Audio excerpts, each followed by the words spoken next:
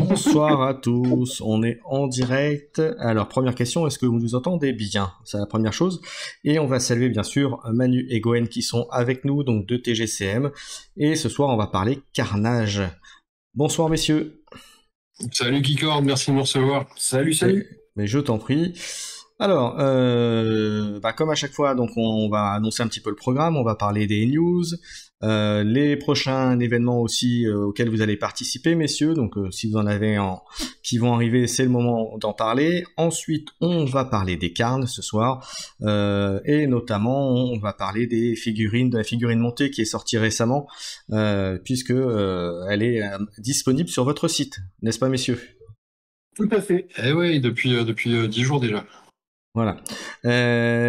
Donc bien sûr, bien entendu, dans le chat, si vous avez des questions, n'hésitez pas à les poser. Je vais remettre aussi, tant qu'on est au début, je vais remettre le lien du Discord de TGCM. Ça peut être pas mal de l'avoir. Hop, vous me donnez 30 secondes. Je sais pas si Lionel il va avoir des questions sur les carnes. Comment mange-t-on dans le carne aux petits oignons? T'es herbivore, Lionel. Ouais, n'hésitez pas à nous rejoindre sur le Discord et à poser vos questions. On regarde régulièrement, le téléphone est pas loin quand on bosse à côté. Voilà, et on répond régulièrement aux questions. Oui, tout à fait, je confirme, vous êtes assez actifs sur le Discord, et même sur le Facebook d'ailleurs, lorsqu'il y a des... Alors, on essaye d'être réactifs. Après tout, on a 6 mains. C'est ça. On a 6 mains. Ah ouais, on est 3. C'est ça. Allez, on va pouvoir commencer, messieurs. Alors, dans les nouveautés, c'est la petite sortie du jour, c'est la petite vidéo que vous avez faite. Oui, est-ce que vous pouvez nous en dire plus, messieurs? Et on continue sur le petit format analyse de profil en 3 minutes sur Carnage, parce que c'était une résolution du début d'année 2024 et apparemment on demandait si ça allait plaire et puis apparemment ça plaît bien. Donc on continue sur la lancée et on commence par les génériques. Donc on a fait les Dogons, les Mongos, on a fait les guerriers Kérops, on a fait les guerriers Karn, on a fait Les goulus. Les goulus, parce que c'est l'ossature des fangs. Et là, ce matin, on a balancé les avant-gardes Karn, qui sont, en plus d'être des figues magnifiques, et qui sont franchement une très bonne troupe de base chez les Karn, et surtout une alternative aux boîtes de conserve qu'on a l'habitude de voir sur les tables de tournoi, les paladins et les gardes, quoi. Mais ce qu'il y a de fort, c'est que maintenant on peut faire des boîtes de conserve montées sur boîtes de conserve. Ouais. On a profité de la sortie des montures, des Quagga chez les Karn, et puis de la cavalière avant-garde, justement, pour pouvoir présenter cette petite vidéo, parce que du coup, j'ai vraiment axé une idée de compo basée sur les Quagga et les cavalières archères dans cette vidéo, parce que ça met vraiment en valeur le profil de ces nénettes qui sont hyper rapides, hyper agiles et super efficaces au final. D'accord, ça de toute façon on en reparlera tout à l'heure lorsqu'on fera les différents profils Karn.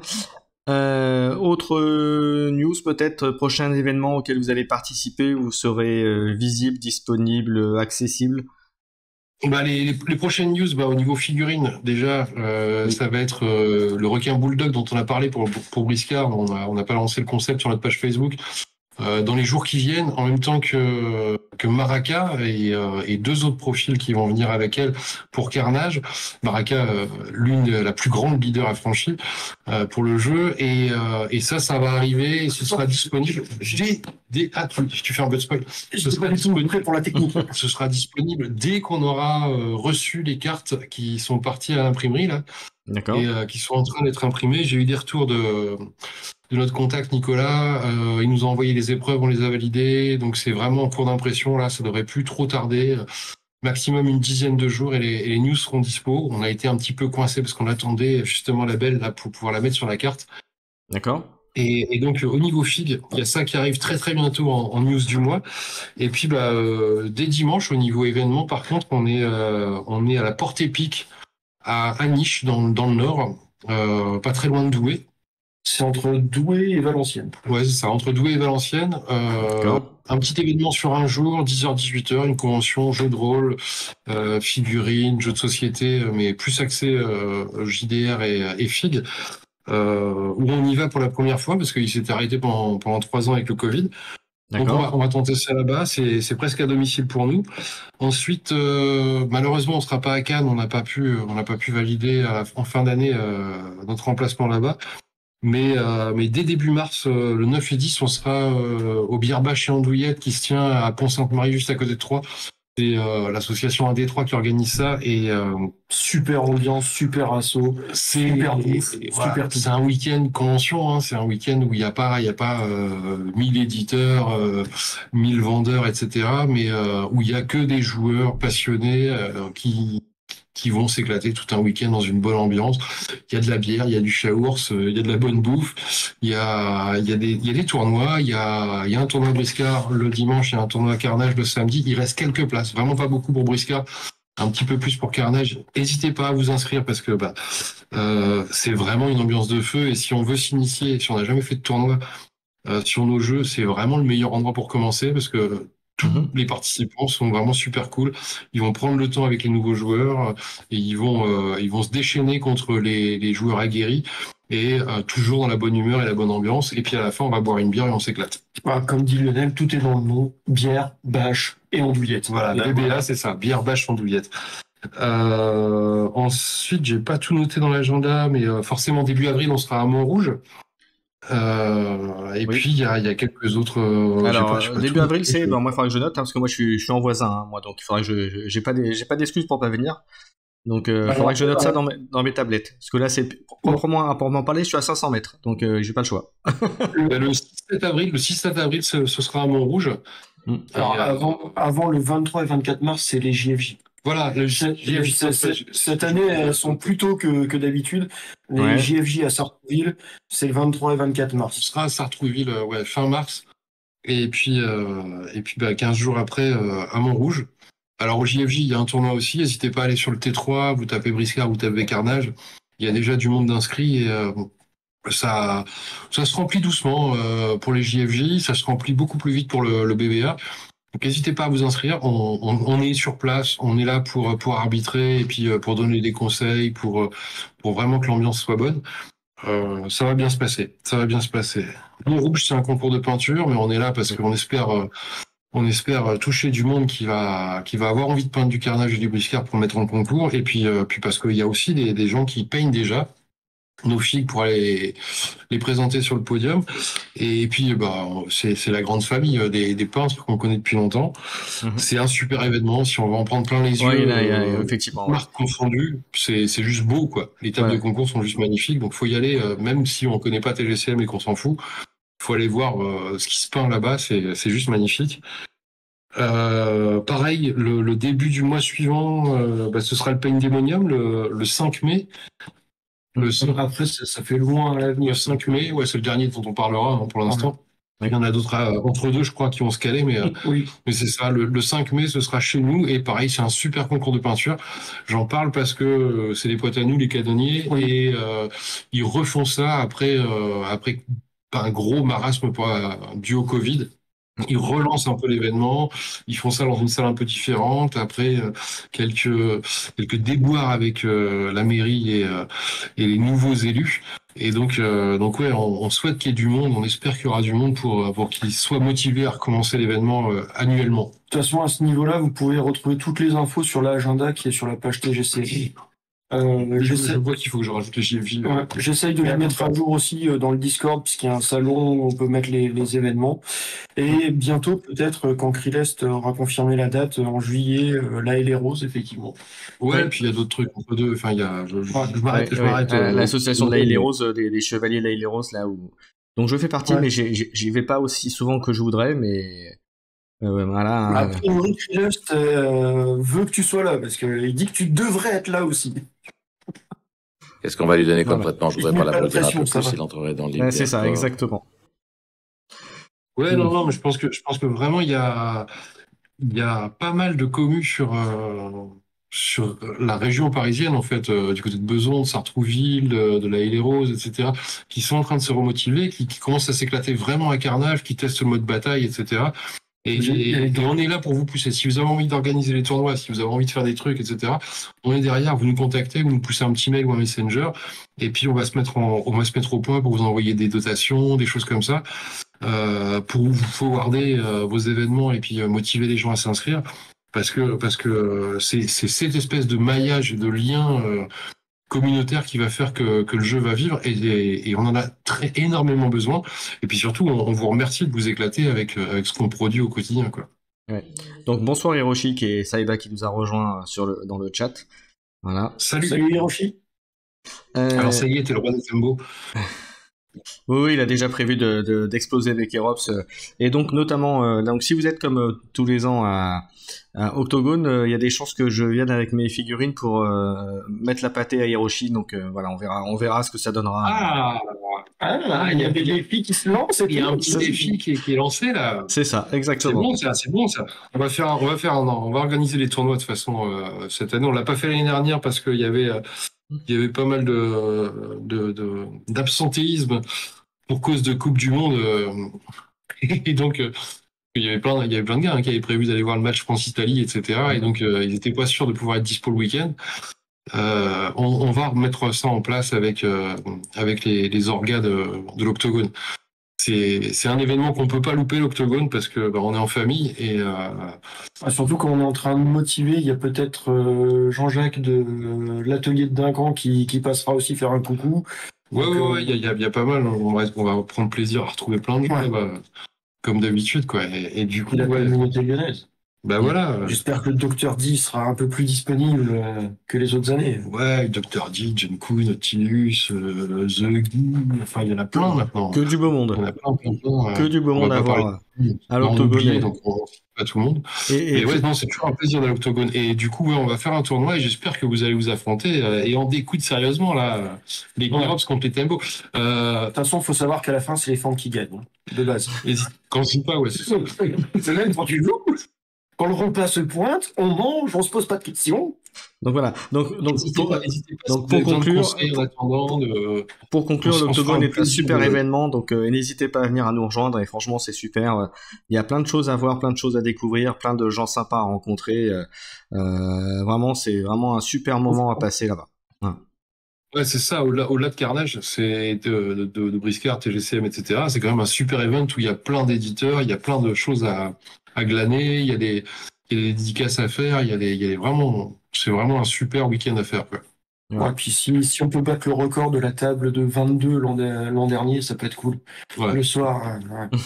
Et pour le coup, cette année, ça devrait être beaucoup plus cool au niveau hébergement parce que l'année dernière, ça avait pris une claque. La Coupe du Monde avait fait qu'ils avaient triplé, quadruplé tous les tarifs d'hôtel. Là, ça devrait redevenir un peu raisonnable, mais n'hésitez pas à prendre. Le scandaleux surtout, c'est qu'on n'a pas pu prendre notre hôtel. Notre hôtel. Ça fait 7 ans qu'on fait l'event et ça fait 7 ans qu'on est dans le même hôtel. À cause de la Coupe du Monde, on s'est fait déloger l'année dernière. C'est scandaleux. Je suis d'accord avec vous. N'hésitez pas à prévoir 2-3 mois à l'avance si vous êtes sûr de pouvoir venir pour avoir des chambres à 50 balles maxi, quoi. Mais c'est faisable, c'est largement faisable. Alors, vous remarquerez dans le chat, ils sont tous pour Hiroshi. Hein. Ils mettent déjà Hiroshi gagnant. Hein. Voilà. Mais bon, moi je dis ça. Mais bon, je vais avoir mon fan club aussi avec Riest qui va me donner un coup de main, donc c'est très bien. A priori. Mais montez-vous le bourrichon, c'est super bon ça. Et puis ramène Krilest qui participe aussi au tournoi et qu'on se fasse vraiment un gros event. On se fera un plaisir. Si vraiment il y a du challenge, si vraiment c'est fun, à la limite on participera en tant que joueur arbitre et puis on s'éclatera, quoi. Ouais, parce que si on joue vraiment en fait. Non mais tu vois, on s'alternera. Tu fais une partie, je fais une partie, tu fais une partie. Ouais, l'Octogone, t'es chaud quand même. Non mais comme ça, on peut rester sur le stand. Je te rappelle que l'an dernier. Il fallait continuer, mais pardon. Oui, bien sûr. Viens, on jouera. C'est vrai entre 2 démos et 4 blagues. On est un peu sollicité à l'Octogone, mais si on peut en tout cas venir booster le truc, ce sera avec grand plaisir. C'est vraiment un événement où il y a plein de gens super cool qui sont là, quoi. Donc. Alors, je suis d'accord avec toi, Letfaos, le foot c'est pas bon, mais l'an dernier c'était la Coupe du Monde de rugby, pas de foot. C'est ça. Ouais. Donc, ouais, c'est ça. C'est un sport un peu plus noble. Bien que les arbitres étaient achetés par les gens du Sud. Pour en parler rapidement, c'était super drôle. Parce que forcément, c'était France-Italie vendredi soir. Nous, on était là depuis le vendredi midi et il y avait pléthore d'Italiens dans le salon qui gueulaient dans tous les sens, qui étaient à moitié à leur 8e bière, etc. Ils étaient tous joyeux comme des malades. On a fait des démos, j'ai fait des démos en anglais, j'ai discuté avec des gars. Alors je parle pas italien, même si j'ai fait ça en fac pendant 4 heures quand même. Je me suis barré au premier cours d'amphi en fait. Et donc je me démerdais en franglais. Et puis les mecs ils étaient au taquet quoi. Et le lendemain, Ils étaient après plus le calmes. match, C'était un peu plus calme. on les a pas tous revus. Ils étaient beaucoup plus taciturnes, ouais, on va dire. Alors, je suis pas d'accord avec toi, Hiroshi. Il y a aussi de la noblesse, du coup de crampon dans la tempe de l'adversaire. Ouais, non, mais ouais, c'était un super event, comme tous les ans d'ailleurs, chaque fois que ça s'est tenu, quoi. Ok, allez, messieurs, je vous N'hésitez propose. pas à venir à l'Octogone, et puis Oui. au SMC la semaine suivante, et puis. On a dit stop sur l'agenda. Ah oui, c'est vrai, pardon. Mais en tout cas, on sera à tous ces events-là. Et n'hésite pas à crier, hein, parce que sinon il va digresser et moi aussi. Donc, C'est ça. Pardon, Allez, messieurs, je propose qu'on attaque les carnes et on va commencer par la figurine dont on a un petit peu parlé déjà, mais on n'est pas rentré dans le détail, à savoir l'avant-garde. Alors attendez que je retombe dessus. Et voilà, donc on est sur l'avant-garde. D'une oreille à l'autre au niveau de la jugulaire, vous la laissez saigner correctement, un aller-retour sur le feu saupoudré de sel et de poivre, et c'est nickel. Alors, qu'est-ce que vous Non, pensez mais de non, sortir non, ça c'est la parole d'un joueur fang. Et dans l'avant-garde, en fait, c'est une fille qui est déjà esthétiquement magnifique. Je pense qu'il n'y a pas beaucoup de monde qui va nous dire le contraire. Elle a une dynamique en version piétonne qui est juste folle, quoi. Alors que c'est l'une des premières filles qui a été sortie au premier Kickstarter de Carnage. Elle est super jolie. Et elle a les moyens de sa politique. Elle coûte pas si cher que ça, c'est ce que je dis dans l'analyse de profil. Vous irez la voir si vous avez envie. Les dagues sont vraiment là pour le WYSIWYG. Il y a 20 couronnes de dagues, de double dagues, qui sont réservées dans le profil. Mais du coup, en fait, ça fait que on a une figue brute avec son armure, mais sans arme, de 80 en niveau 1 à 110 couronnes en niveau 3. Qui a un 5 en agilité de base, qui a 8 PA de base en niveau 1, qui a... Elle bouge bien, elle peut très bien tirer, et tout ce qui lui demande de l'agilité pour faire les objectifs, c'est génial. Elle peut utiliser l'effet de cul lors d'une tank VV, donc elle peut monter à 6 dégâts facilement sans forcer. C'est pas un tank, moi je dis pas... C'est une glace canon des cartes. Je dis pas ça parce qu'elle elle a quand même une armure. Certes, elle a 4 cases son armure, mais elle protège 2 sur 60% des cas, quoi. Ouais, enfin, il y a 4 cases en 2 baffes, il n'y a plus d'armure. Ouais, mais elle a quand même. C'est comme si elle avait 8 points de vie de plus. Et donc, ça fait une nénette qui a plus de 30 points de vie potentiellement. Pour 80 balles en niveau 1, c'est pas si cher que ça. Et franchement, elle est hyper intéressante parce que elle est boostée. Quand tu joues la niveau 3, qui va amener un PA en défense systématiquement sur toutes les autres avant-gardes, t'es rassuré avec ta niveau 1. Et donc moi, je pense que c'est une nénette. Soit que tu joues parce que tu l'adores esthétiquement en tant que fille et que tu fais partie comme moi des mecs qui jouent que les filles qu'ils trouvent belles, soit parce que tu vas jouer une synergie autour des avant-gardes et là la niveau 3 devient vraiment très utile. Je viens de voir le retour vidéo. Heureusement que Bacchus est pas là, sinon t'aurais eu le droit à un gif. Qu'est-ce que j'ai fait? T'as fait le petit mouvement de colonne, c'était magnifique. Pour répondre, en plus, l'un des avantages de l'avant-garde, elle est sur un socle de 40, ce qui lui permet de se faufiler partout. Elle est hyper sneaky, ouais. Et oui, Hiroshi, la taille des socles est super importante dans le jeu, parce que en fonction de la taille du socle, tu vas ne pas forcément pouvoir passer partout. Et surtout, la taille de ton socle va te dire à quelle hauteur tu peux taper. Donc il y a pas mal de... Et pareil, quand plus tu as un petit socle et plus tu es mobile au final, tant que tu n'es pas engagé au corps à corps, bien entendu, mais plus tu es indépendant du terrain et de la surface de jeu, et plus tu es dépendant de tes adversaires. Parce que c'est à cause de la taille de ton socle que tu vas pas pouvoir forcément te barrer, que tu vas te casser la gueule, que quand on te tape et qu'on te repousse, c'est à cause de la taille de ton socle que tu vas pas pouvoir taper trop en hauteur les adversaires qui sont un peu... surélevé par rapport à toi ou en dénivelé. Et donc, là, franchement, on ne peut pas ignorer la taille du socle dans le jeu. Pareil, un autre avantage, c'est que un petit socle qui vient s'écraser sur un grand socle suite à un repoussement, le petit socle va être au sol, le gros socle va rester de ce que je disais, c'est pour ça que tant que t'es pas au corps à corps, t'es cool, et quand t'es impacté, tu les mets, mais ça reste un avantage certain parce qu'il faut pas oublier que dans Carnage, tu peux te libérer et en attaque et en défense, puisque tu peux utiliser l'effet de V ou l'effet de C, et en attaque et en défense, et donc tu peux te désengager même quand c'est pas à ton tour de jouer, et en ça, les socles de 40 mm, quelle que soit la figue et donc l'avant-garde, sont beaucoup plus mobiles dans le jeu. À ça, on ajoute la morsure, qui est de base réservé aux fans. Qui est réservé aux fans, mais qui est sur les avant-gardes. C'est un scandale. Et c'est pas dégueulasse parce que ça permet de faire saigner tes adversaires avec certaines armes ou dans certaines compos, c'est très utile. Donc c'est sûr, c'est pas un test d'effroi? Oui, mais ça provoque saignement et tu fais un test d'effroi en KDRC. Ah, saignement en KDRC peut-être. Ouais. Voilà. On connaît bien les règles. Pour la niveau 3, on a la compétence fine lame qui est l'une des meilleures compétences de combat de tout le jeu. La compétence fine lame, en fait, elle te dit que tu peux pas utiliser plus de dés en défense que les dés que la nana qui a, dans le cadre des avant-gardes, la nana qui a fine lame en attaque. Et donc, en fait, simplement, elle va déterminer, elle va choisir la capacité ou pas d'encaisser les baffes qu'elle va mettre. Et ça, c'est vraiment monstrueux.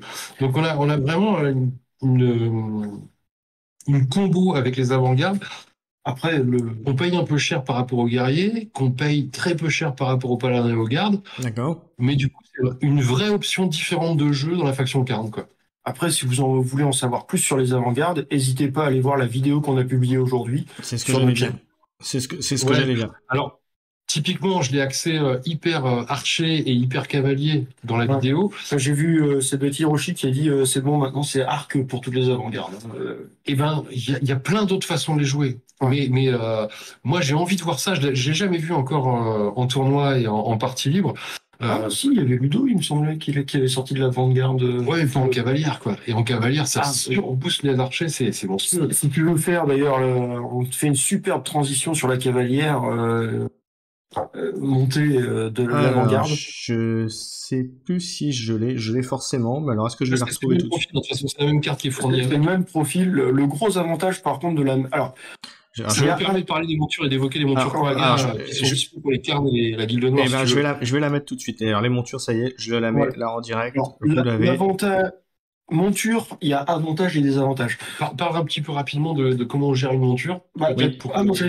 J'allais juste dire désavantages déjà, la taille du socle qui va lui restreindre sa mobilité. Parce que les quaggas, contrairement au socle de 40 de diamètre, les quaggas, c'est un socle de 80 par 120. Ouais, c'est énorme. Ça prend de la place sur la table, donc ça permet d'engager ses adversaires plus loin. Par contre, on peut moins passer par des petites ruelles. Pareil, comme on est monté, un cheval, ça n'escalade pas. Donc tout ce qui est à l'étage, on va avoir du mal à aller le chercher. Mais ça compense vraiment aussi, au niveau de la taille du socle, ça compense vraiment aussi le désavantage de l'avant-garde qui se fait contacter et qui peut pas se barrer comme elle veut. Parce qu'en fait, une monture, elle sera libre tant qu'on n'atteint pas au moins la valeur de la largeur de son socle. Donc tant que elle est contactée que par un 40, un 50, un 60 mm de socle, elle s'en fout, elle se barre quand elle veut, quoi. Voilà. Il faut que la somme des socles autour d'elle fasse 80 ou plus pour qu'elle reste verrouillée au corps à corps. Sinon, elle s'en fout et elle se barre. Avec une petite option dans les règles. Donc ça, en plus, il faut que ça dépasse. Ça coûte un peu de couronne, mais... Donc ça, c'est l'un des avantages des montures, c'est qu'on est très peu bloqué par l'infanterie, la piétaille, sauf s'ils sont nombreux.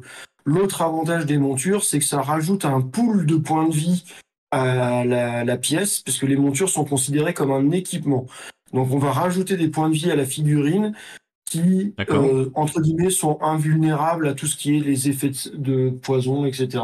Ça les impacte beaucoup moins. Ouais, c'est vraiment la définition littérale du sac à PV. C'est un sac à PV qui te rajoute des points de vie. C'est un sac à PV. Éviter d'être déplacé. En plus, ça t'apporte d'autres petits bonus comme un petit peu de stature, des points d'action et des attaques gratuites que la monture a sur elle. Alors la stature, elle se rajoute pas tout le temps. Elle se rajoute quand tu détermines les couverts, quand tu détermines ce genre de choses, mais pas par exemple quand tu charges. On va pas rajouter les deux statures, on va pas cumuler les deux statures quand tu charges. Je suis d'accord avec toi, Let's Faos, les ruelles s'adaptent à la taille du tembo quand c'est un tembo qui passe. Ouais. Pareil pour les Kellogg. Tu élargis un peu les murs, quoi. Autre avantage des montures, donc effectivement, il y a en général une ou plusieurs attaques qui sont gratuites qui viennent avec la monture. Donc ça, c'est cadeau. L'inconvénient des montures, c'est qu'une figurine va devoir monter une monture qui est d'un niveau égal ou supérieur inférieur à un niveau à elle. Par exemple, une niveau 1 pourra monter qu'une monture de niveau 1 ou une monture de niveau 2. Elle pourra pas aller chercher une monture de niveau 3. En clair, il peut pas y avoir plus d'un niveau d'écart entre la monture et le cavalier. Ouais, si on le dit en français correct. C'est ça. Hein. Excuse-moi, ça fait longtemps que j'ai pas écrit de règles. Et pour le coup, les montures sont très différentes les unes des autres. Il y a le Quagga pour les Carnes et la Guilde Noire. Il y a le Kélod pour les Kérops, et puis il y a le Mosher pour les Goons. Pour l'instant, je dis bien pour l'instant, hein, l'avenir nous réserve d'autres montures. Alors, je ne parlerai pas du Danakil aujourd'hui. Alors, j'ai une question. J'ai une question en jeu. Une figurine qui est montée, est-ce qu'on peut décider d'attaquer la monture pour virer la monture du... En fait, quand on attaque l'équipage... C'est ça l'avantage de la monture. Quand on attaque l'équipage, c'est celui qui possède l'équipage qui va choisir si l'attaque part sur le cavalier ou sur la monture. Et par contre, on peut pas dire il y a 2 points de vie, enfin 2 dégâts qui partent sur la monture, 2 dégâts sur le cavalier. C'est l'intégralité de l'attaque qui part soit sur l'un, soit sur l'autre. De l'attaque ou de la défense, mais en tout cas, tous les dégâts partent vers une seule cible. Ouais.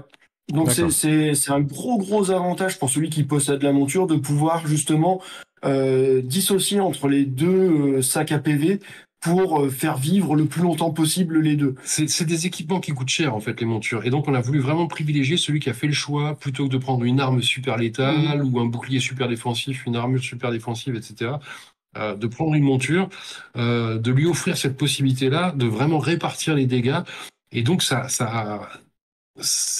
augmente l'espérance de vie de la figurine de façon exponentielle, dans le sens où je prends 12 PV, il reste 2 points de vie sur ma monture, je mets les 12 PV sur la monture, et je m'en fous. En fait, j'ai économisé 10 PV, il n'y a aucune armure qui est capable de faire ça, quoi. Et ça, c'est important. Mais ce qui est important aussi, c'est des petits ajouts qui ont l'air anodins au départ, mais typiquement, l'allonge qui est apportée par la monture, c'est relativement énorme. Ça permet de taper plus loin sans se faire taper en retour. Ça permet d'ignorer même ceux qui ont une arme à allonge quand toi tu as une arme à allonge. Et du coup, en fait, tu remets d'équerre tous ceux qui sont piétons. Alors malheureusement pour toi, tu n'auras pas de monture pour les fendre parce qu'elles ont tendance à les manger. On va être clair, hein, une monture, c'est un gros steak. Quand tu as appris à jouer les licans, tu n'as pas besoin de monture pour les fendre. C'est des sauvages, quoi. C'est des sauvages, les fendre. Pour revenir sur le Quagga, parce que c'est des carnes qu'on parle aujourd'hui, moi j'ai une grosse préférence pour les niveaux 2 et 3 par rapport à la niveau 1, pour 2 raisons toutes simples en fait. La niveau 1 est très bien parce qu'elle vaut 30 couronnes, c'est une misère, quoi. C'est le prix d'une grosse arme à 2 mains ou une arme d'ast. Ça coûte rien, pourquoi ne pas la mettre sur la monture, puis je peux en descendre, en remonter quand je veux, elle se barre quand j'en ai plus besoin. Voilà. Une petite parenthèse, parce que tu parles des armes, mais il y a la possibilité de récupérer des cartes armes qui peuvent rajouter toute une panoplie d'armes aux figurines, et ça donne un panel de choix aussi assez important. Voilà, c'était la petite parenthèse. Oui, complètement. Voilà. On peut vraiment changer et moduler tout l'équipement, et d'ailleurs on récupère, si on n'a pas envie d'utiliser l'arme qui est sur la carte de profil de la figurine qu'on joue, on récupère sa valeur en couronne, la valeur de l'arme en couronne, pour aller chercher dans les équipements qui sont directement dans le bouquin de règles. Mais voilà, quand on choisit de jouer un Quagga chez les Carnes, le niveau 1 est sympa. Il va nous rajouter un +1 en vitesse, il va nous rajouter quelques points de vie, il va nous rajouter un peu de stature quand on est à couvert, etc. C'est bien. Il nous rajoute un petit peu d'allonge, etc. Ouais. Et il nous offre une ruade. La ruade, c'est la première raison pour laquelle les Quaggas sont géniaux, c'est-à-dire que, en gros, c'est une attaque à 2 caracs qui peut faire très mal. Hein. Quand on les met sur une Vanguard, c'est quand même une attaque qui fait 5 dégâts de base sur une niveau 1. Hein. C'est pas négligeable du tout parce que c'est une attaque qui est gratuite. On a juste à cocher la petite case sur la carte de profil du Quagga, et ça, c'est gratuit. Et pourquoi j'aime, moi, les Quagga niveau 2 et 3, c'est parce qu'à partir du niveau 2 et 3, on a 2 trucs. On a 2 fois la capacité de faire la ruade, et 2 ruades, c'est toujours mieux qu'une seule ruade. Hein, faut pas se leurrer, parce que ça permet de se décharger en attaque et quand même pouvoir continuer de gérer avec d'enchaîner les attaques, ou alors de décider de garder ses PA en défense avec le cavalier et quand même d'aller mettre 2 baffes gratos avec la monture. Donc les niveaux 2 et 3 pour ça, elles sont assez géniales. Et en plus, les montures Quagga niveau 2 et 3, elles ont sacrifice 1 ou sacrifice 2. Et le sacrifice 1, sacrifice 2, c'est pas une compétence anecdotique, c'est une compétence qui fait que à un moment donné, tu vas pouvoir décider, moyennant 1 PV pour sacrifice 1, de regagner 1 PA, moyennant 2 PV, de regagner 1 PA, je crois, oui, pour pour le cas où tu en as besoin. Et donc, tu as cette espèce d'épée de Damoclès pour ton adversaire.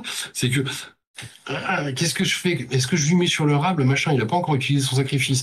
Il a gardé un PA, mais finalement, en fait, s'il utilise, et qu'il utilise sacrifice, finalement, en fait, il va faire une attaque avec autant de PA en défense que moi en attaque.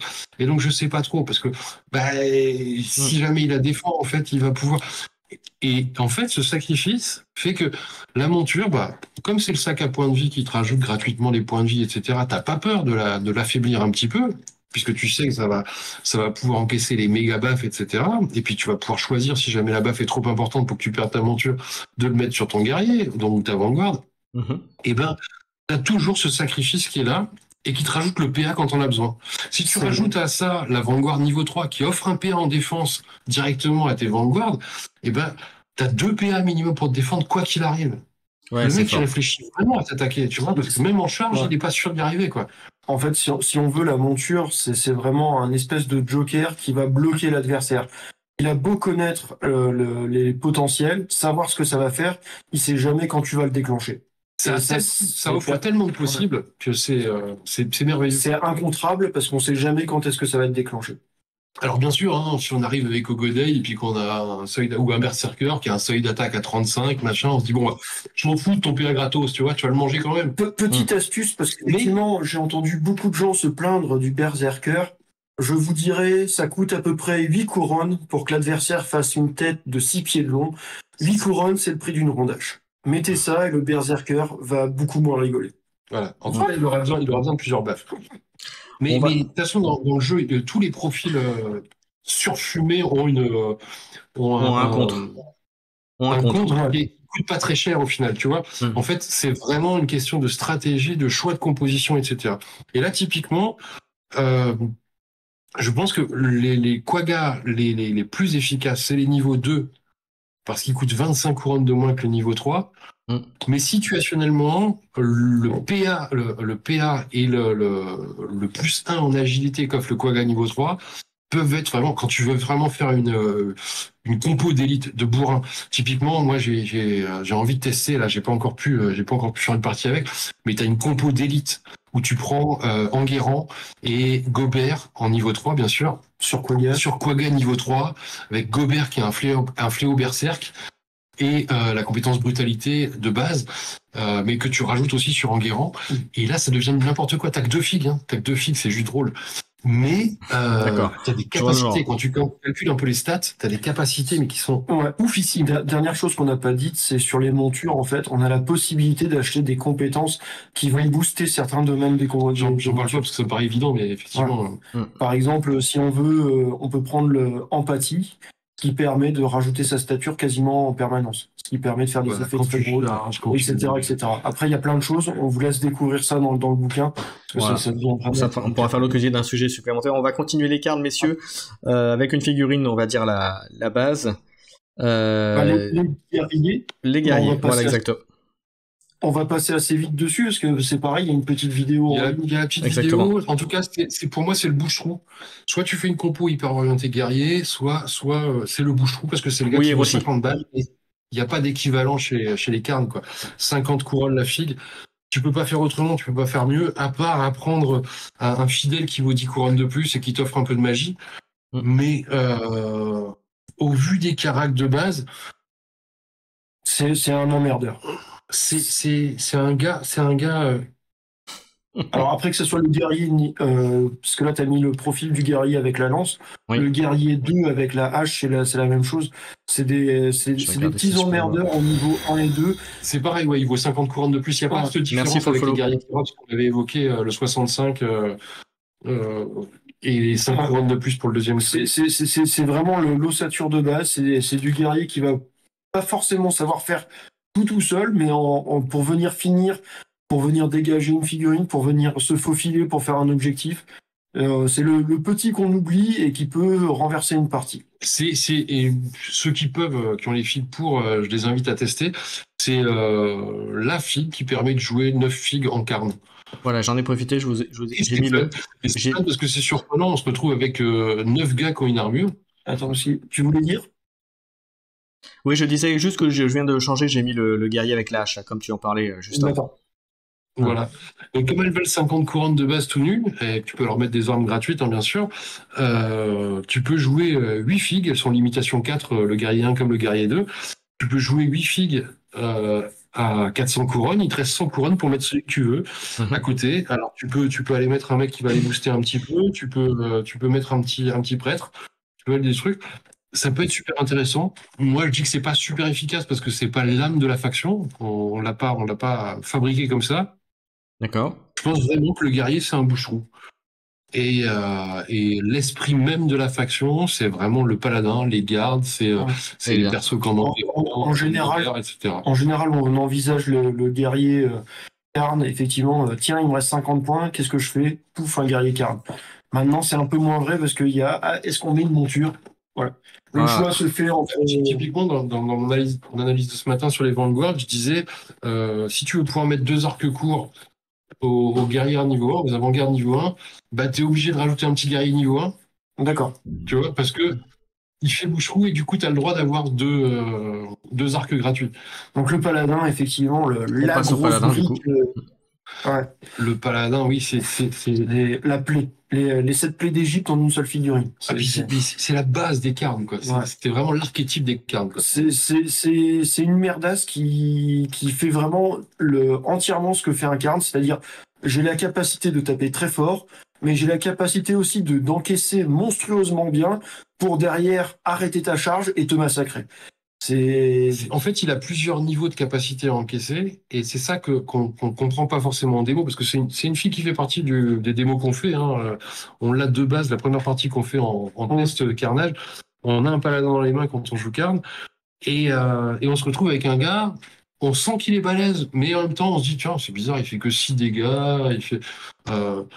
Mais parce qu'en démo, on l'utilise pas bien. Quand on comprend qu'en fait qu'il a plusieurs niveaux, il a une capacité à défendre avec ses PA, avec ses caractéristiques de base, il a une capacité à nuire à l'adversaire dans son choix de PA parce qu'il a un écu bien utilisé, monstrueux pour 12 couronnes.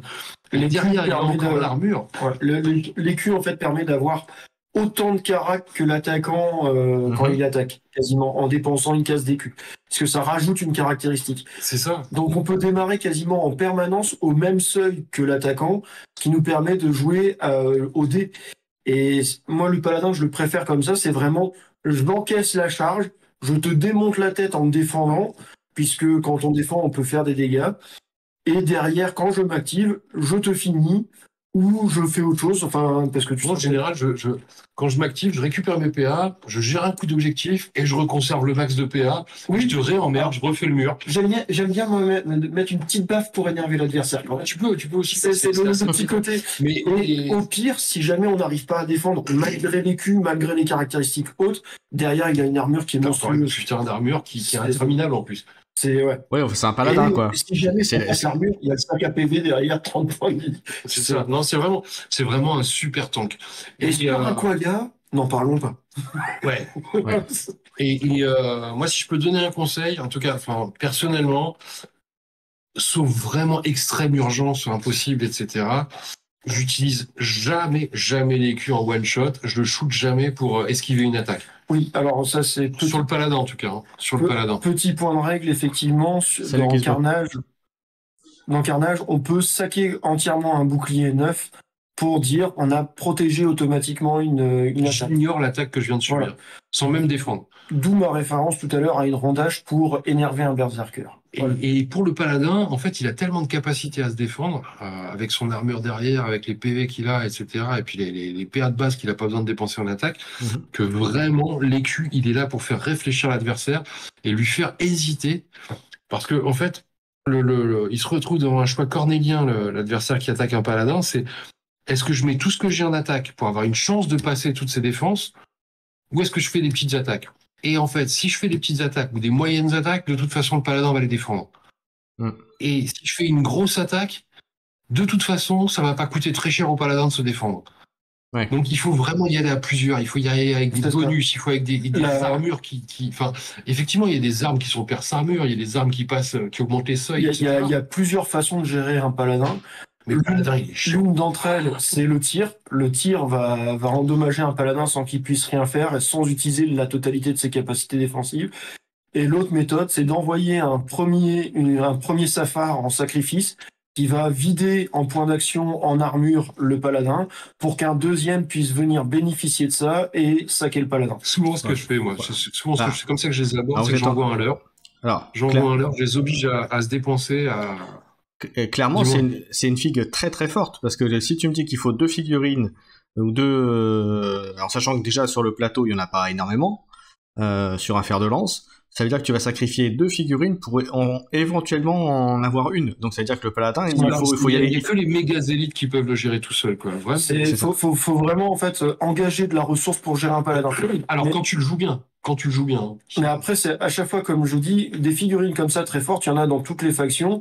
T'as plusieurs moyens de les gérer. Soit tu trouves leur counter, par exemple le tir, il aime pas du tout. Soit tu leur donnes à manger, c'est-à-dire que tu sacrifies une figurine qui va l'occuper. Si l'adversaire vide ses points d'action pour gérer cette figurine-là, bah t'as gagné du temps pour toi gérer l'objectif. Soit tu mets les ressources pour le tomber. Et à ce moment-là, il va falloir en général mettre une figurine à coût équivalent, ou 2, 3 figurines qui vont valoir son coût, voire un peu plus. Mais derrière, tu peux très facilement lui coincer la tronche, dans le sens où si tu mets une figurine pas très chère, mais qui va l'obliger à dépenser beaucoup de PA pour se débarrasser de lui s'il veut pas le tuer, et le paladin, d'un seul coup, il va dépenser beaucoup de points d'action pour se débarrasser d'une fille à 40 ou 50 balles, 50 couronnes, j'entends, et derrière, il va se retrouver en rate de PA. Et quand le paladin est en rate de PA, là, tes gros peuvent lui tomber dessus, le paladin ne tiendra pas le coup. Donc, en fait, c'est vraiment une grosse boîte de conserve, faut trouver les moyens, faut trouver l'ouvre-boîte, quoi. C'est ça. Allez, on va passer à la suite, on va passer maintenant aux archers. Je vais essayer de vous mettre là pour qu'on puisse voir les trois. Plus passer sur les gardes pour continuer sur la lancée des gros tanks, mais on va faire une chose, sinon les gens vont dire il y a trop de gros tanks chez les carnes. C'est ça pour pas les décourager tout de suite. De la faction. Les archers, c'est des monstres. C'est pareil. C'est les caractères de base des guerriers, en gros. Hein. Un peu amélioré en agilité. Même pas. Enfin, ils gagnent en agilité ce que les autres gagnent en puissance.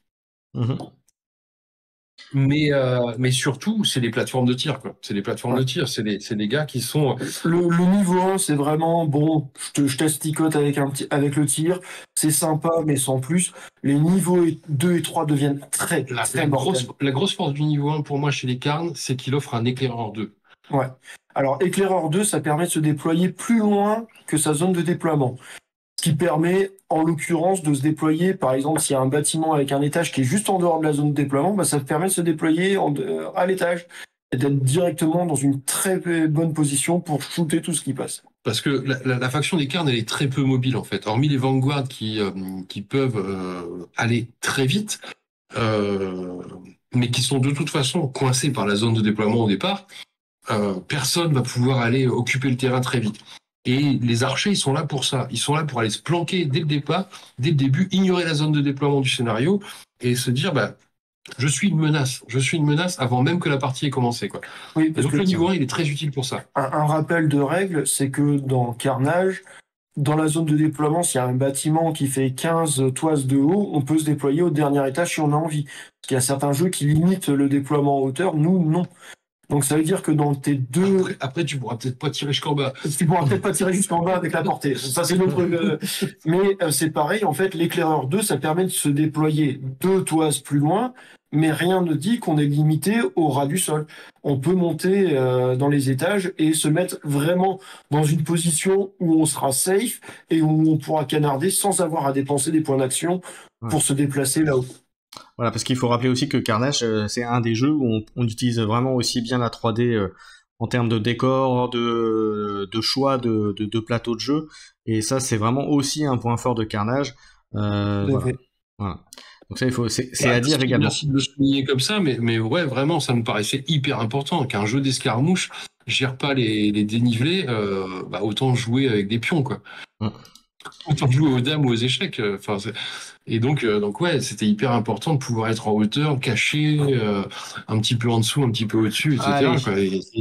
Dans la continuité des figurines, on va le faire un peu dans le désordre. Niveau 3, un truc important. Vas-y. C'est que le mec, il a les meilleures caracs actives de tous les tireurs du jeu, quoi.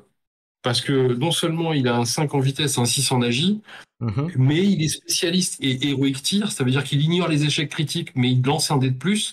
Il est maître papegé et maître archer, ça veut dire qu'il va lancer, non seulement il va ignorer les dénivelés, mais en plus il va faire un dégât de plus quand il tire à l'arc. Donc de base, il a un conglomérat de compétences spécialisées tir qui va faire qu'il est hyper létal quand il veut, quoi. Il y a guère que l'éclairose niveau 3 chez les kémistes qui peut un peu compenser ça, mais qui est encore un tout petit peu en dessous, quoi. Elle encaisse moins. C'est ça. Ça c'est pareil, ça c'est. Ils ont des armures de base, c'est des archers avec des armures. C'est des archers avec des armures. Voilà. C'était le dernier petit point. Si tu veux, on passe à la suite pour les. Alors on va passer à une figurine nommée, donc vous allez pouvoir en dire tout ce que vous voulez. Figurine. Voilà. Et on va passer à Enguerrand. Voilà. Ah ouais. Pour parler un peu de grosses figurines aussi. Des paladins de Maison Claire, hein, donc. Moi, je trouve qu'on va le nerfer parce que Hiroshi l'a acheté, donc et il l'a peint pas trop mal, donc on va bien le pourrir. Ouais, félicitations d'ailleurs Hiroshi, si tu es encore là sur ta peinture, c'est chouette ce que tu fais. Enguerrand, c'est quand tu veux faire une compo paladin, t'as du mal à t'en passer parce que sa compétence de base qui fait que les paladins valent 15 couronnes moins. Sachant que Enguerrand est un paladin. Enguerrand est un paladin, c'est écrit dans le bouquin de règles. Donc n'oubliez pas que Enguerrand, en fait, il marque 165 sur sa carte parce que ça ne comprend pas les 15 couronnes de moins. Il vaut 150 en fait. C'est un scandale. Voilà. C'est un monstre. C'est le un paladin en plus parce que si on lui paye équité son arme, ça devient un paladin qui en plus peut imposer à l'adversaire de dire comment il va défendre avant même qu'on lance l'attaque. Sachant que c'est une bâtarde un peu spéciale, équité, parce que c'est écrit 1/2 et c'est pas écrit +3 en défense quand elle est maniée à 2 mains. C'est-à-dire que cette épée bâtarde-là, même quand elle est maniée à une main et que tu as un bouclier dans l'autre, elle fait +3 en attaque, +3 en défense. En plus du pouvoir qu'elle a. Ça commence à devenir cher de lui payer 30 équités plus le bouclier en plus. Oui, mais après, comme tu disais, c'est un paladin nommé. Voilà. Avec son arme, en fait. Il faudra aller le chercher, quoi. En gros, c'est une figurine à aller chercher. Après, encore une fois, c'est le même principe que pour les paladins, c'est-à-dire qu'il y a différents moyens de les gérer. Le tir, l'ignorer, lui donner à manger, ou en mettre les ressources pour le tomber. Alors là, par contre, pour mettre les ressources, va falloir mettre un peu plus que pour un paladin pour le tomber. Ce qui est très intéressant avec lui, en fait, c'est que on a deux options. Soit on fait l'option dont je parlais tout à l'heure avec Gobert et on les surbourrine, on les équipe à mort et puis on a que 2 figues, voire 3 quand on les équipe un tout petit peu moins avec des quaggas moins balèzes. Et du coup, on a vraiment le duo, parce que Gobert dans le fluff, hein, si vous avez lu les romans, c'est vraiment le pote, l'ami d'enfance d'Enguerrand. Je n'en dis pas trop parce que j'ai vu Jean-Jacques qui s'est connecté, il n'a pas encore lu les bouquins. Ah, mince, salut Jean-Jacques. J'espère que tu as commencé les chapitres. Ouais, mais là, ça arrive plus tard quand même, Enguerrand. Mais donc, non, pas si tard que ça. Vers le Hiroshi non plus n'a pas lu. Bravo Hiroshi. Bravo. Ah là, on te félicite. Et donc, en fait, voilà, c'est vraiment les deux potes qui partent à la baston et ils ont peur de rien, etc. Ça fait une compo qui est plaisante à jouer, mais on la joue pas systématiquement parce que voilà, c'est très cher en points et t'as jamais que bien monté, tu te démerdes jusqu'à 20-21 PA avec les capacités de sacrifice que tu peux mettre sur les montures, etc. Mais bon, tu dépasseras pas beaucoup plus que 21 PA. Et donc, face à une compo qui a 6-7 figurines en fang, en goon, etc., tu seras toujours en déficit. Tu seras avec 20 PA de moins que les autres, quoi. Donc, il faudra gérer très, très, très rigoureusement tes PA. Ouais. Mais à côté, Enguerrand, c'est le mec qui va te permettre aussi d'avoir un paladin niveau 2 à 83 couronnes. Le paladin niveau 2 qui coûte 130 quand tu le joues en mode démo, etc., il descend à 83 couronnes avec Enguerrand. Et là, ça rigole. Et quand tu lui mets une épée gratuite, bizarrement, je te rends compte qu'en fait, tu peux jouer une pléthore de paladins avec Enguerrand à côté, et c'est plus la même. Parce que tu te retrouves avec ces gros comptes tanks, avec une armure incroyable. Alors certes, ils ont pas les culs, ils ont pas la masse à ailettes, mais ils sont quand même là, quoi. Ils sont quand même avec leur 30 PV, ils sont quand même avec leur carac active, avec leur armure de base. Et c'est leur niveau 2. Voilà, c'est plus la même donne. Et puis tu as une troisième option, c'est de la jouer par exemple, alors Prince Baudry n'est pas encore sorti chez les Carnes, mais par exemple avec Sirga, et là d'un seul coup tu te rends compte qu'en fait Enguerrand il peut défendre pour Sirga, et il défend avec un bonus en plus. Et donc quand tu joues Sirga, qui est une nénette qui n'hésite pas à foncer dans le tas, qui a des caracs actifs qui lui permettent de faire un aller-retour de la table, récupérer l'objectif entre deux et puis garder les PA pour se défendre, et que derrière, il y a Enguerrand, quand elle est revenue dans les lignes, qui pourra défendre pour elle, parce que lui, il a gardé ses PA. Ça fait une troisième option qui est un petit peu problématique pour l'adversaire. Et donc, ouais, je pense qu'Enguerrand, il incarne l'âme des paladins, et les paladins sont l'âme de la faction. Donc je pense que vraiment... Enguerrand incarne toute la noblesse. On est sur ce stature arthurienne, on est vraiment sur la fille qui représente la faction des Carnes, quoi. C'est sûr. Allez, tu as parlé de Sirga, je te propose de continuer avec elle, justement. Comme ça, il pourrait qu'Enguerrand soit un petit peu... Ah non, là c'est déjà au tome 3. amoureux de Sirga. Non, il est amoureux de Sirga depuis le tome 1. Forcément, Amour non réciproque. Je veux dire, quand t'es un lion, Sirga, normalement, elle te laisse pas indifférent. Sirga, c'est pas possible. Alors, Sirga, c'est la nana, on n'avait pas assez de place sur la carte, tu vois.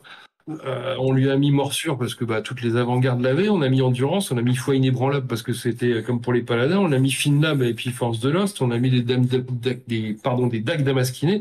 Enfin bon, on savait plus où en mettre. Et c'est vraiment ça, Sirga. C'est une nana qui coûte cher.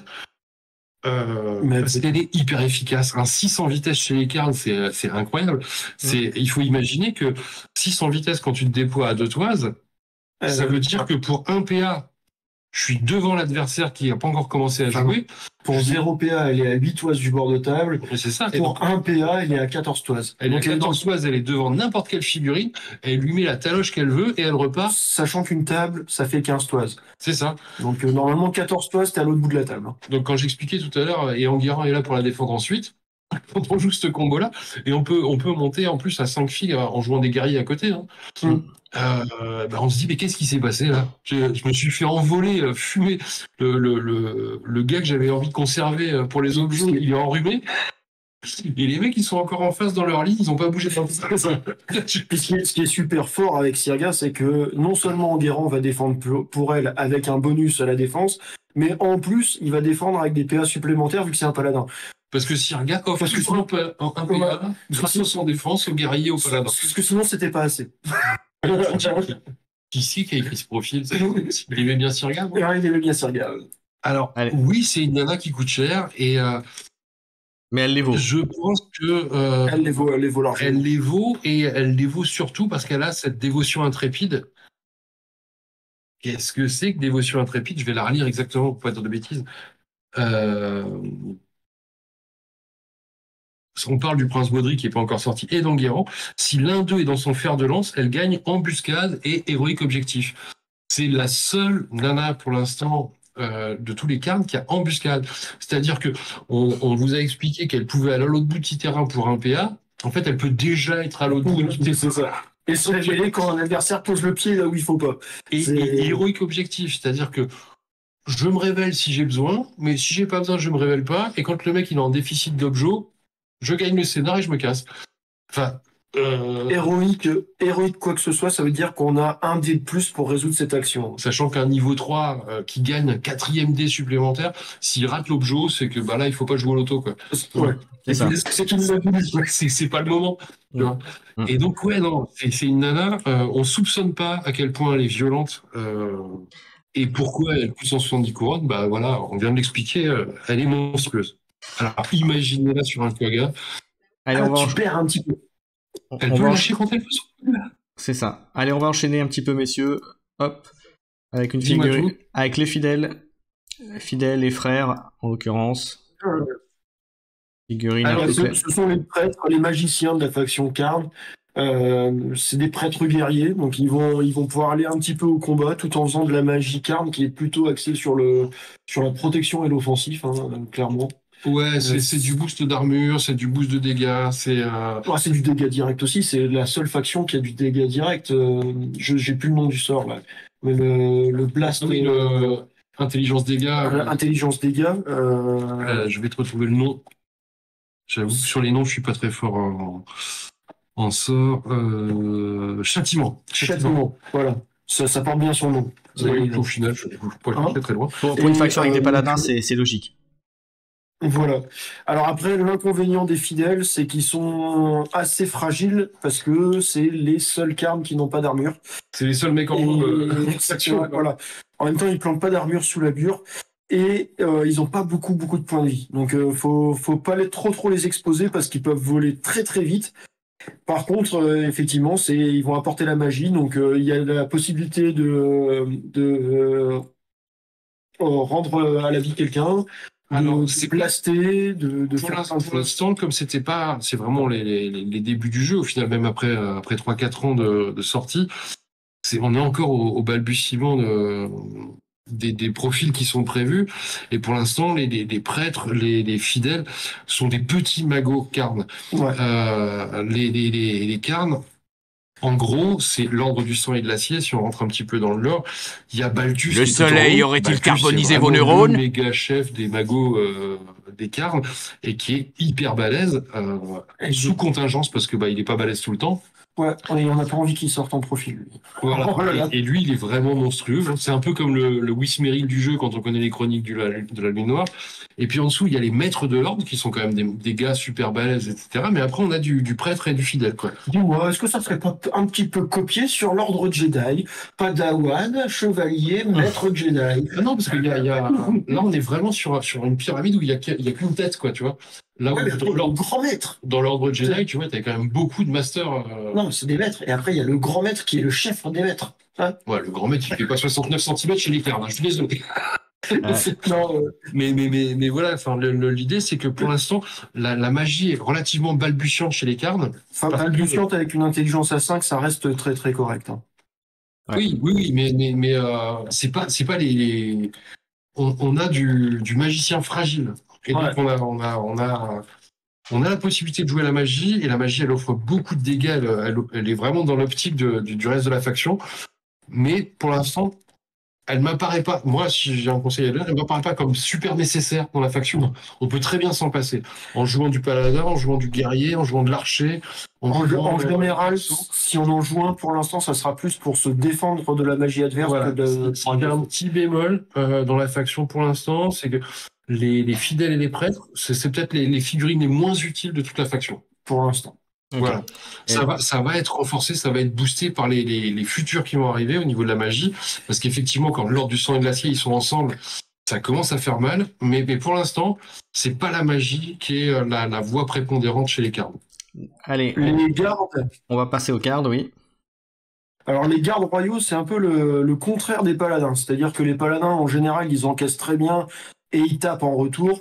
Les gardes vont taper... Ils tapent en retour et ils encaissent très bien.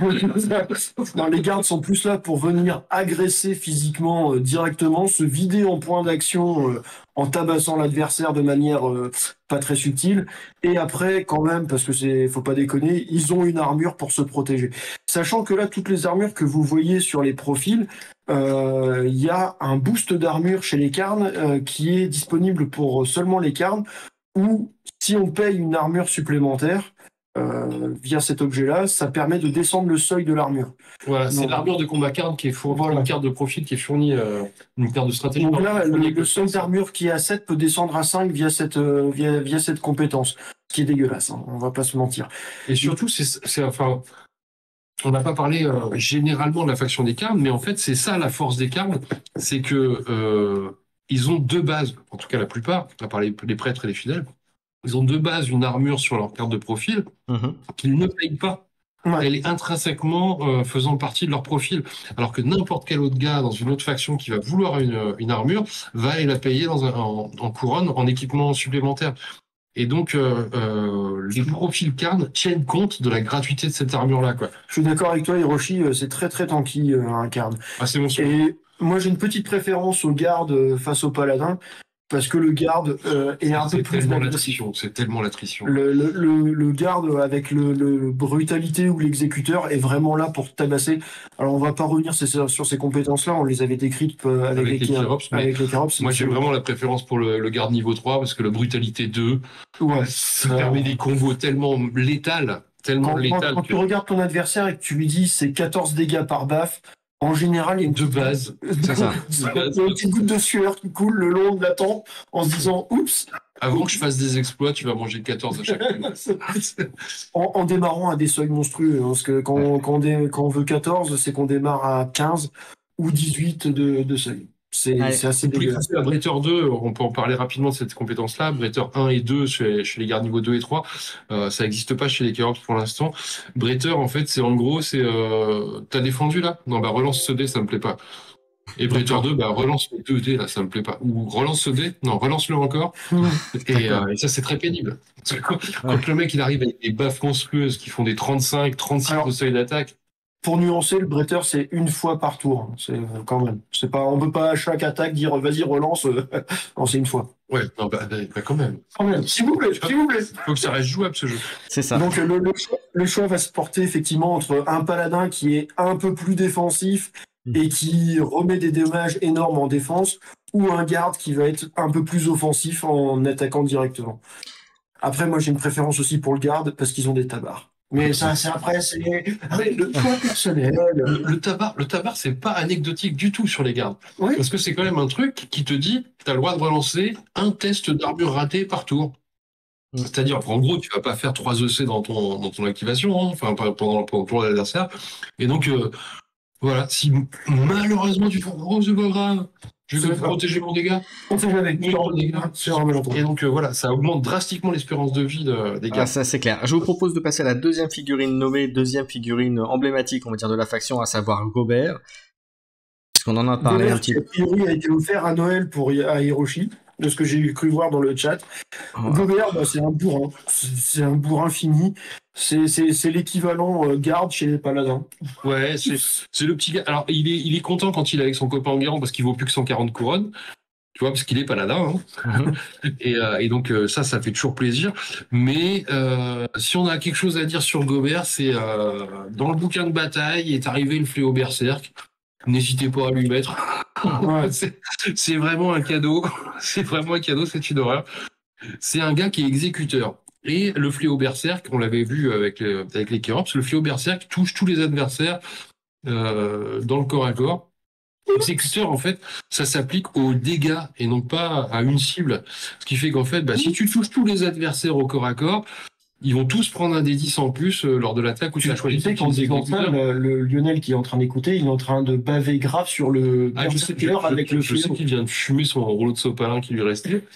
Et en fait, quand tu le mets sur un quagga, le fléau berserk passe à une toise et demie d'allonge. Et du coup, en plus, va toucher une zone qui est beaucoup plus grande parce que l'équivalent de 3 tailles de socle. Enfin bon, moi j'adore le fléau berserk sur Gobert. Alors il faut dire un truc, c'est ça, parce qu'avec 6 de puissance, c'est un peu son inconvénient aussi, c'est que c'est un paladin, donc il a un écu qui n'est pas représenté sur la figurine. Donc on pourrait le jouer comme un paladin en mode défensif pour mettre des buffs en retour. Pour moi, mais on va avoir tendance à plus le jouer comme un garde parce qu'il est un peu plus violent en attaque, effectivement. Pour moi, c'est le paladin d'attaque. C'est le seul paladin qu'il faut jouer pour foncer dans le tas. Il n'y a pas de question à se poser. Après, ça peut faire une bonne surprise de le poser innocemment. L'adversaire ne s'y attend pas. Il vient les sticker au corps à corps et là, tu lui mets une grosse baffe en retour en défense. Ça peut être rigolo aussi. Mais effectivement, ils vont être un peu plus agressifs avec Gobert. Gobert, ouais, c'est vraiment pour l'instant, des 4 paladins, des 4 profils de paladins qui existent, c'est vraiment celui qui met des grosses quiches en attaque. Il se pose pas de questions, il peut faire tellement mal. Et quand vous le mettez sur un quagga, c'est pour ça qu'en fait on a pris le physique de Gobert pour le mettre en tant que paladin sur le quagga. C'est parce qu'on pouvait directement du coup jouer Gobert en tant que perso sur le quagga. Alors, Eh ben, on peut lui payer brutalité. Non, mais Gizmo, Et les cartes sont très... brutalité avec Les une cartes, puissance de 6, un fait au berserk. Enfin bon, voilà. Alors Je vous laisse Gizmo, je te imaginer. rassure, les cartes sont très forts, mais les Kerops bien joués ou les Tembo bien joués vont en faire de la purée. Donc voilà. alors, ouais, je rebondis un peu sur ce qui a été dit dans le chat. Effectivement, les carnes, on encaisse et puis c'est tout. Les carnes, ça va être la faction qui va être la plus facile à prendre en main parce qu'elle pardonne les erreurs. Parce que justement, on a de l'armure, on a des profils avec énormément de points de vie, etc. Par contre, pour vraiment les exploiter complètement et pleinement, va falloir quand même EP sérieusement et on va être un petit peu bloqué. Si on devait comparer à d'autres jeux, N'oubliez pas que quand vous allez jouer 4 carnes, il restera encore 3 fangs ou 3 ou 4 C'est ça. à activer. Hein. c'est ça. En Et donc, général, le Joe, vous allez si être vous en, n'y pensez pas, il est mort. Hein. vous allez être en infériorité numérique. Si on devait comparer à un autre jeu, les carnes, c'est un peu l'équivalent des Space Marines. C'est-à-dire qu'on sait un peu tout faire, on le fait plutôt bien, mais par contre, on peut pas tout faire en même temps. Et dans le jeu, les points d'action, c'est vraiment la ressource qui est primordiale. Donc un carne, ça a beau être très fort, une fois qu'il a plus de points d'action, il fait comme tout le monde, il se repose et il attend le tour suivant. Vraiment, vraiment, dans le jeu, il n'y a rien de plus précieux qu'un point d'action. Ouais. Et donc, les profils de guerriers, les profils d'avant-garde, les quaggas qui offrent des PA aux carnes sont vraiment à considérer parce que c'est ce qui va sauver et ce qui va donner ce qui manque cruellement aux carnes. Voilà. Allez, on va passer Alors, au je vois négociateur. Qui est le négociateur Qui est le sénéchal ou le négociateur chez la guilde? On parlera Alors, peut-être pas du on va- négociateur Non, on va juste parler de la version... ce soir. Ouais. Le sénéchal, en fait, c'est l'OVNI de la faction. Il y a le fils, Pardon. Hakim, le fils d'Alex, qui adore Kay, parce qu'en fait, c'est vraiment ce que ne représentent pas les carnes. C'est-à-dire que c'est les coups fourbes, c'est une hyène chez les carnes, on va être clair. Ah, mais il est pire qu'une hyène. Enfin, Il est pire que- c'est un ouais. perso. C'est une vraie saloperie parce que c'est vraiment, on va dire le mot, c'est une pute. Il est là pour faire des coups fourbes, des coups dans le dos. Il est pas là pour t'attaquer en direct. Il est là pour mettre un effet qu'on voit pas beaucoup, qui est le poison. Le poison, c'est une vraie saloperie parce que une figurine va s'affaiblir, va perdre en caractéristiques à chaque tour où elle s'active. Quand elle passe à -1 dans une caractéristique, elle meurt. Carcasse. Carcasse. Pouf mallette. Ok. Alors, à savoir que maintenant, depuis le livre de bataille, il y a des équipements qui ont été rajoutés et on va pouvoir plus facilement mettre du poison sur un peu plus de guerriers, de combattants. Mais malgré tout, il a une capacité stratégique qui est énorme, qui arrive gratuitement avec sa carte de stratégie. C'est-à-dire qu'il va pouvoir décider de s'activer pratiquement quand il veut. Mhm. Soit en premier, soit pas. Et ça, c'est assez énorme. Parce que en plus, non seulement ça vient contrer les capacités de sort qu'il pourrait prendre sur la gueule en disant « Toi, tu t'activeras en dernier ». Bah non. Non, en fait, là, c'est moi qui m'active. Et puis ton sort a servi à rien. Mais surtout, ça va permettre de protéger une fille en cas de besoin ou d'aller se sacrifier quand il faut protéger le gros chef ou celui qui tient l'objet, etc. Ou de venir impacter celui qui allait se barrer pour aller chercher l'objet, etc. En fait, il offre une capacité stratégique simplement par cette capacité-là à pouvoir bouger et s'activer en premier ou pas s'il y a besoin, qui est énorme et qui est impossible chez les autres cartes. Et ensuite, Le choix du bord de table est monstrueux aussi. le choix du bord de table, c'est énorme. spécialiste objectif. C'est énorme, hein, ouais, on est d'accord. Bonne soirée, Spécialiste objectif, c'est qu'on a bonne un soirée. gars quand même. Salut Lionel. Salut.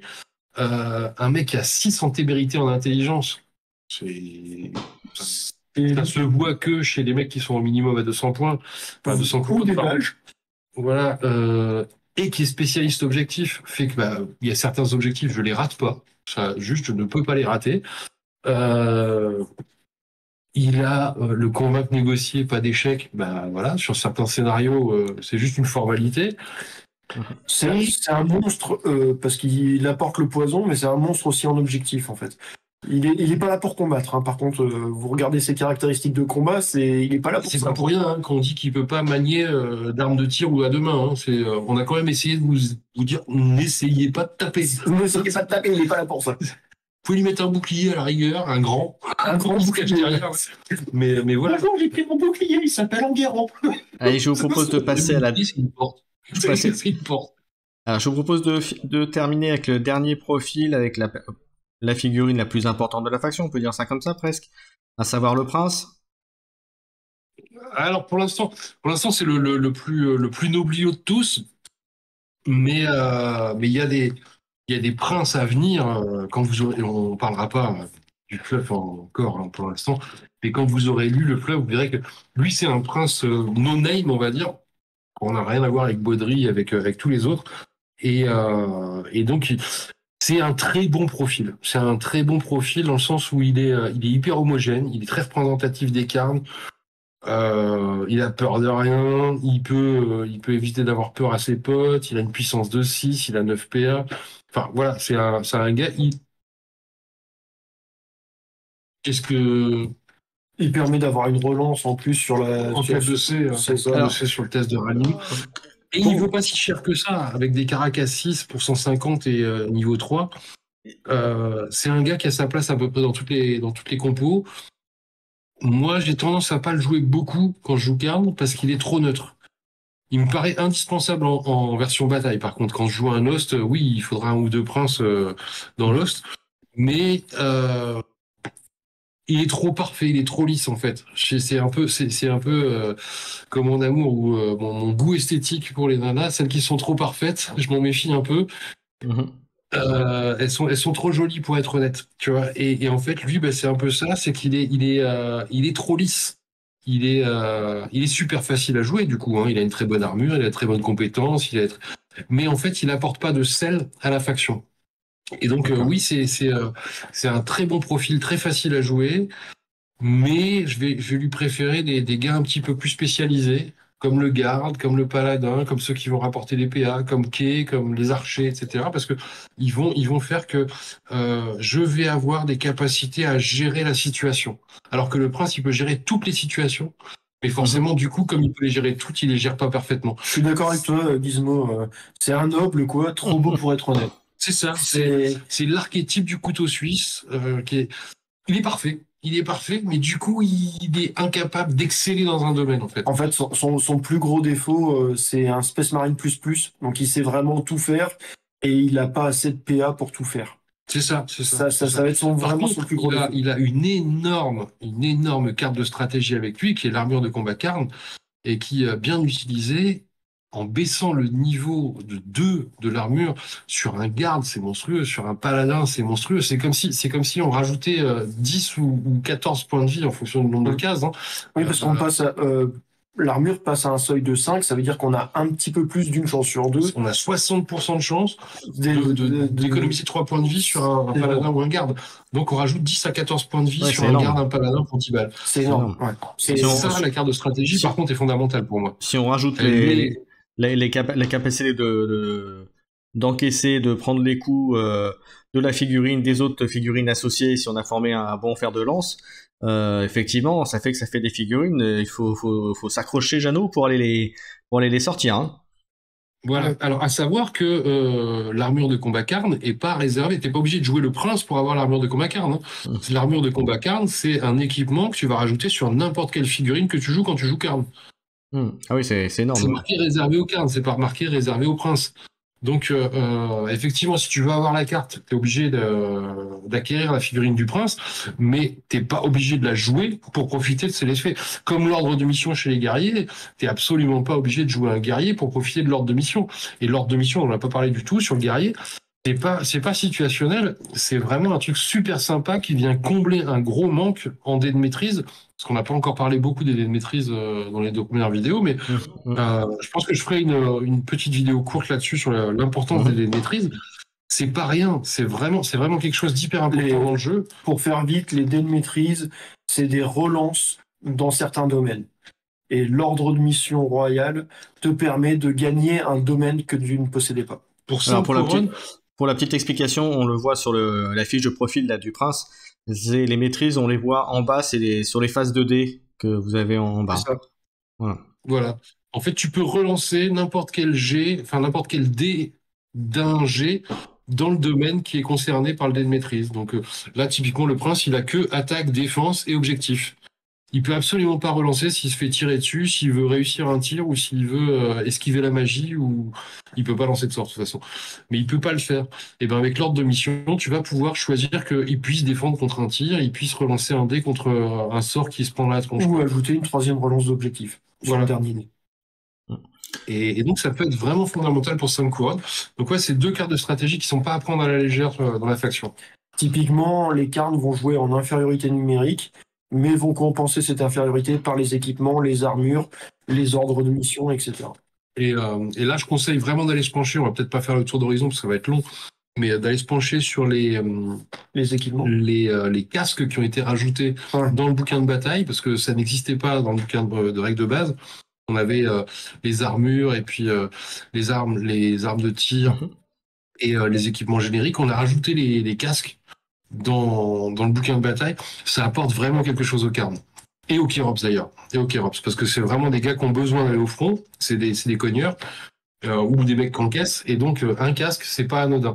C'est beaucoup moins vrai chez les ghouls, chez les fangs, qui s'en moquent un peu, parce que de toute façon, ils sont nombreux, donc c'est pas grave s'il y en a un qui se fait péter le crâne. Quoi. Les casques peuvent protéger des effets négatifs comme le sonnet, qui va obliger à dépenser des points d'action supplémentaires, et comme les points d'action sont la ressource principale, quand on joue en infériorité numérique, c'est très très cher payé de les perdre, et donc un casque peut éviter ça.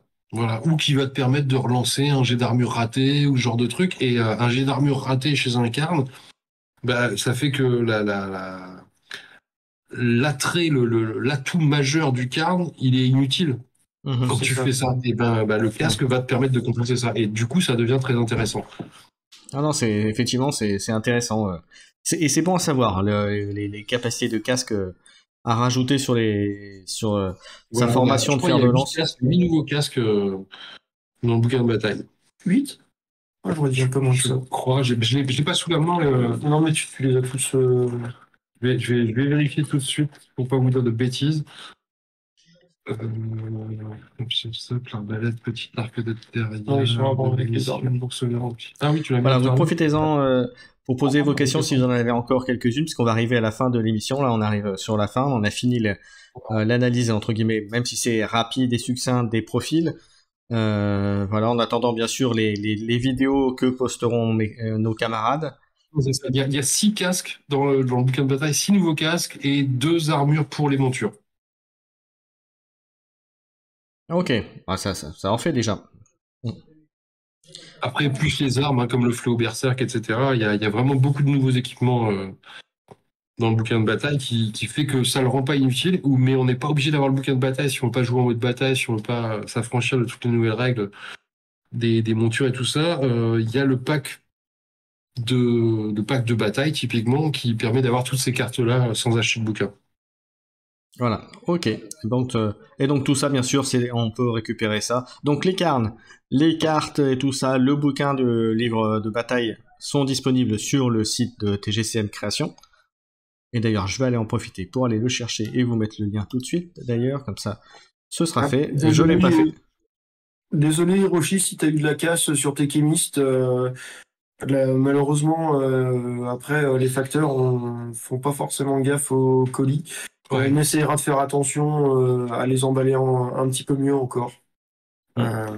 C'est très compliqué. Alors, on a eu un petit peu plus de, pour parler crûment, on a eu un petit peu plus de trésors, donc on a pu réinvestir dans un peu de air move, c'est-à-dire les coussins d'air en protection pour mettre dans les emballages. Donc c'est déjà un petit peu mieux qu'avant. On est sorti de la période noire où on était obligé de mettre de la bourre en papier déchiqueté.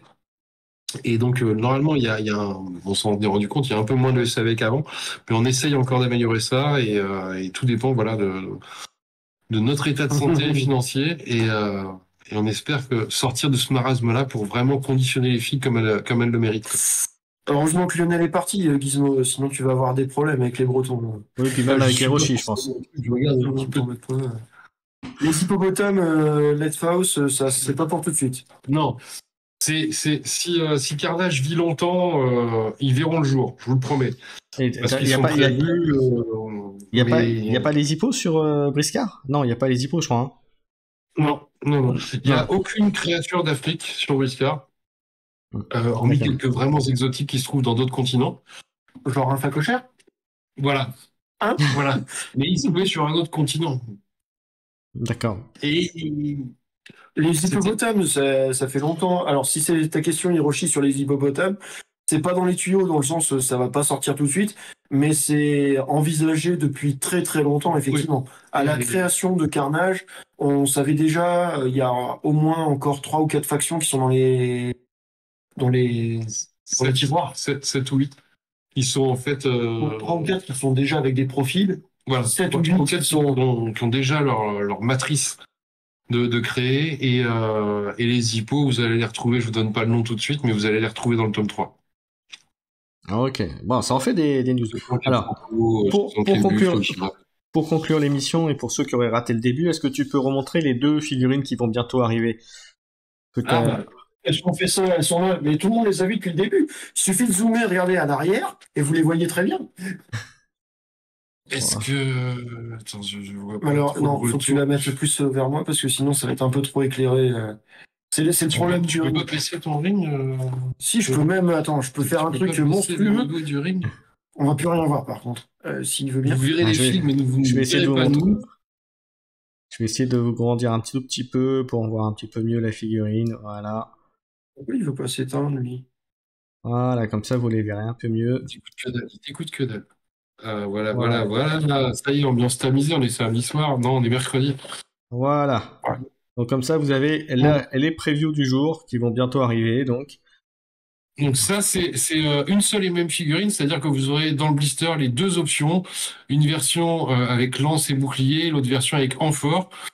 Et pour Carnage, ça va être la leader affranchie. Vous verrez ça dans le tome 2. Maraka avec sa lance et son Maraka, qui est vraiment une leader très efficace, pas forcément orientée foudre de guerre. Hein. Elle n'aura pas des caracassis partout, mais qui sera très efficace. Et puis, 2 profils différents. La porteuse d'eau, carrément plus de lumière. Voilà, ça y est, enfin. Il a pris enfin la commande au bout de 10 minutes, c'est comme quoi je voulais... Oui, c'est complètement dans le noir, là, du coup. Ouais. Donc la porteuse d'eau qui va être esclave, la première esclave, le premier profil d'esclave, qui est une nouvelle compétence, enfin un nouveau trait. Alors, je précise parce que je l'ai dit au début, mais c'est une amphore qu'il tient dans la main et c'est pas un canon. Hein. Voilà, je précise parce que moi quand je l'ai vu la première fois, j'ai eu... Si vous avez envie, hein, mais c'est pas le but. Et donc, ce sera la première esclave du jeu. Et donc, les règles d'esclaves sont décrites complètement dans le bouquin de bataille. Ouais. Et les esclaves sont recrutables de façon différente en fonction des factions. Les goons et les Tembo vont refuser de recruter les esclaves. Les Karn, les Fang, la Guilde Noire et les Kérobs vont les gérer différemment en fonction de leur faction. Et en même temps, ça va être aussi une figurine qui est alliée des Tembo et alliée des Goons en tant que porteuse d'eau, donc elle sera recrutable par ces 2 factions-là aussi, mais aussi elle a un 3e profil qui sera la camériste chez la Guilde Noire, et donc elle sera recrutable par la Guilde Noire en tant que camériste, et à chaque fois c'est des profils différents qui vont amener différentes choses dans chaque faction, et donc elle est jouable par tout le monde, mais avec un profil différent. Je pense que elle est jouable chez les Tembo vu qu'elle est alliée des Tembo. Voilà. Je pense que c'est un must-have, vraiment. C'est une fille qui me tient beaucoup à cœur parce que je la trouve esthétiquement super réussie, super féminine, etc. Pour ceux qui nous connaissent un petit peu... Merci pour le commentaire, Leftaos, parce que ça va faire plaisir à Gwen et à Manu de voir ça. On s'est fait plaisir. En fait, on s'est fait plaisir avec cette fille. Voilà. En général, pour ceux qui nous connaissent, c'est Manu qui nerfe un petit peu mes profils parce que sinon c'est trop fort. Là, c'est moi qui ai mis un hola au profil que Manu avait écrit. Ouais. Donc, je vais vous dire à quel point vous devez la voir. J'avais écrit un truc sur la porteuse et je m'étais pas rendu compte de la portée. Quand on a fait la relecture des cartes, il m'a fait, mais tu te rends compte ou pas là? En le relisant, oui, je me suis rendu compte. Ah oui, non. Alors et en fait, elle peut plus le faire qu'une seule fois par tour. Ouais. Et c'est déjà bien. C'était trop. Elle pouvait le faire en permanence, c'était trop.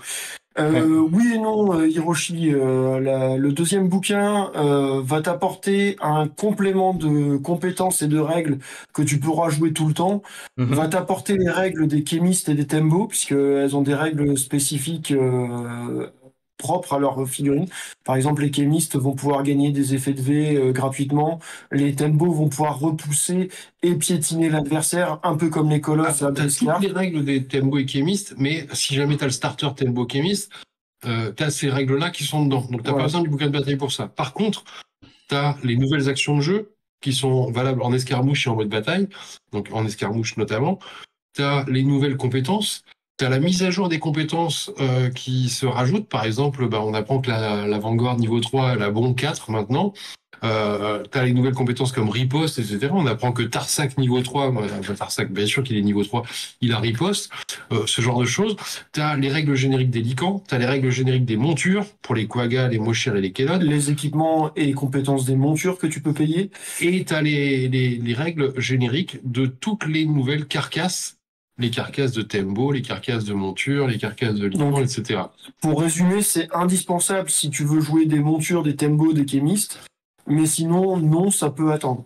Donc c'est pas indispensable, c'est juste que tu vas te priver de quelques règles spécifiques, quoi. Je pense, vraiment nécessaire quand tu veux jouer en mode bataille, parce qu'il y a les vraies règles du mode bataille. Si t'as le livret, et si tu veux jouer en mode tournoi. Si t'as le livret du starter tembo, non, t'as pas besoin du bouquin pour avoir en plus. Et ça peut attendre. Clairement, tu t'en fous des autres, tu découvres sur le terrain, t'as pas besoin de ça, quoi.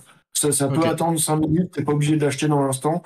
Maintenant, si tu veux découvrir des nouvelles compétences, des nouveaux trucs, des nouveaux équipements, les règles de bataille, etc., oui, il te le faudra, mais il n'y a pas urgence. Ok, ben écoutez messieurs, ça va faire 1h30 pratiquement qu'on est en live, donc on va arriver au bout de... On voit pas le temps passer avec toi. Ouais, on voit pas le temps passer, je suis d'accord. Voilà. Bon, en même temps, c'est vous qui avez fait le plus gros du boulot, hein, parce que c'est vous qui avez beaucoup parlé. J'ai essayé de mettre ma petite touche de temps en temps, mais c'est vrai que c'est vous qui avez expliqué un peu tout le fonctionnement de la faction, les différents profils, etc. Même si on pourrait aller encore plus loin dans le détail, dans les combos, dans les détails techniques. Mais je pense qu'on a, comme on dit vulgairement, on a pas mal dégrossi le sujet des cartes. Tout à fait. Ouais, j'espère que dans les commentaires, les gens qui nous ont suivis et qui te regardent nous diront s'ils ont préféré la version Kerops où on a vraiment détaillé chaque compétence ou cette version-là où on a un petit peu plus expliqué les synergies entre les figues. Après, et on affinera en vue des commentaires, quoi. Après, honnêtement, maintenant, vu que les petites vidéos de 3 minutes sont en train de sortir, si vous voulez vraiment des détails spécifiques sur un profil, n'hésitez pas à aller voir ces vidéos-là. Ah oui, j'avoue que personnellement, j'ai vu que les deux premières, mais j'ai trouvé ça très très sympa. Donc, on est vraiment en train de chercher la meilleure option pour que les gens soient motivés à tester les nouvelles compos, à jouer, etc. Et donc, n'hésitez pas à nous dire et à dire à Keycord comment orienter ces vidéos-là, parce que nous, ça nous fait plaisir qu'ils nous reçoivent pour qu'on discute de ça, mais on cherche vraiment le truc qui plaît le plus. Oui, Gizmo, il y a eu la vidéo sur les Kerops, la toute première. Il y en a eu 2, ça c'est la deuxième vidéo. La première était sur les Kerops. Ah oui, il faut que tu ailles la voir. Si vous n'avez pas vu la vidéo sur les Kerops avec Keycord, il faut absolument aller voir ça. C'est sur sa chaîne. Elle est disponible en replay sur Twitch, sur YouTube, pardon. Tu as un nombre de vidéos sur ta chaîne. Mais mon Dieu, quoi. Oui. T'es hyper prolifique. Eh ben oui, quand on aime, on compte pas. Donc voilà, hein, je partage ce que j'aime. Donc voilà. Il a plus de 850 vidéos, quoi. C'est monstrueux. Enfin voilà, messieurs, je n'ai plus qu'à... Alors, donc dernière chose, n'hésitez pas bien sûr, comme disait Manu, à commenter la vidéo. Bien sûr, vous pouvez aussi liker, vous abonner à la chaîne, etc. Bien entendu, vous pouvez également voir la chaîne YouTube de TGCM, hein, que vous avez mise en place aussi. Vous faites des lives aussi quand vous pouvez, voilà. Donc n'hésitez pas, allez voir ça. Oui. Il devrait y en avoir un semaine prochaine normalement pour les news. Oui, parce que j'ai remarqué que c'était de faire une fois par mois en fin de mois, on verra. C'est ça, j'allais dire que c'est quasiment à une semaine, 10 jours de décalage avec moi, donc voilà, donc c'est très bien aussi. Comme ça, vous avez du contenu Carnage qui arrive, donc Et puis voilà, je trouve que c'est complémentaire aussi, donc ça apporte une autre touche aussi que la partie, on va dire, générique, générale que l'on fait ensemble. Donc ça, c'est très très bien. Voilà, donc n'hésitez pas à commenter, nous dire, comme disait Manu, si vous avez une approche, l'approche que vous préférez, ou si vous aimez les deux, voilà. Nous le dire aussi, s'il y a quelque chose qui manque, ou il y a quelque chose que vous voudriez d'un peu plus pointu, ou sur un sujet spécifique peut-être, pourquoi pas aussi, même si pour l'instant on s'occupe des factions, voilà, ce qui va nous occuper un petit moment, mais voilà, mais après effectivement, si vous voulez une vidéo, un truc bien spécifique sur un sujet, alors que ce soit moi ou Manu ou Gwen que vous préparez ça, voilà, au moins ils seront au courant et ils pourront mettre ça en place après derrière. Ce sera avec plaisir. Ouais. Tulpad, je réponds, les nouveautés Fang, on en avait fait des petits spoils lors du live du mois dernier. Ça va envoyer du lourd, du très très lourd. Ça va pas arriver tout de suite parce que c'est 2 figues à modéliser d'un coup, mais quand ça va sortir, ça va révolutionner la faction. Voilà. Promis. Je confirme. Grand prophète, Raogre, voilà, pour ceux qui auront la référence. Ouais, un peu l'idée. Voilà, messieurs, je n'ai plus qu'à vous souhaiter à tous une bonne soirée. Merci à tous ceux qui sont passés dans le chat. Merci Manu et Gwen d'être venus, d'avoir montré votre jeu, présenté la faction. Et quant à nous, on se retrouve donc bien sûr le mois prochain pour la faction suivante. Alors, j'ai pas encore déterminé laquelle, mais on verra peut-être en fonction aussi de vos réponses hein, par rapport. Si vous avez une faction que vous voulez qu'on fasse, eh bien n'hésitez pas à la mettre, comme ça on verra ça.